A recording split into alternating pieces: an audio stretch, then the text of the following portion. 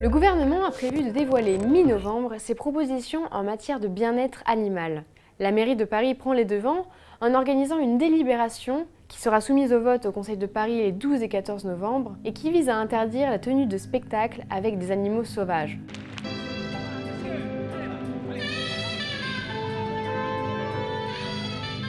Selon les spécialistes, les besoins des animaux sauvages ne peuvent pas être respectés en captivité. Prenons par exemple les besoins physiologiques comme l'alimentation. Un éléphant parcourt des kilomètres par jour pour chercher sa nourriture. Un lion va chasser quand il a faim, il part en groupe, il va chasser, il mange, il est repu, pendant 2-3 jours il ne mange plus. En captivité, ces animaux, on leur apporte à heure fixe l'alimentation, ils n'ont pas à aller la chercher. La nourriture n'est pas du tout équilibrée pour eux, ça ne correspond pas aux besoins nutritionnels. Contrairement aux animaux domestiques comme les chats et les chiens, les animaux sauvages ne sont pas faits pour être apprivoisés ni dressés. Alors, les méthodes de dressage sont effectivement des méthodes coercitives pour obtenir que le lion, effectivement, il passe dans un cerceau de feu qui monte sur un tabouret. C'est pas du tout ce qui se passe dans la nature.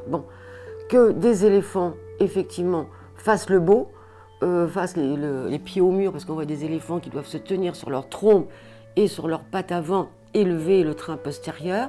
C'est contre les postures normales, donc des animaux. Dans les cirques, les animaux captifs montrent des signes de souffrance. Le principal trouble du comportement qu'on peut observer dans les animaux captifs dans les cirques, c'est ce qu'on appelle les stéréotypies. Alors les stéréotypies, c'est le terme éthologique, le terme médical, c'est les troubles compulsifs. C'est-à-dire, l'animal va répéter le même comportement sans signal d'arrêt. Donc c'est le cas par exemple dans une cage, vous voyez le lion qui va de long en large tout le temps, l'éléphant qui se balance d'une patte sur l'autre, qui balance la tête, ça ce sont des stéréotypies. Franchement, sont le comportement le plus clair pour exprimer la souffrance animale.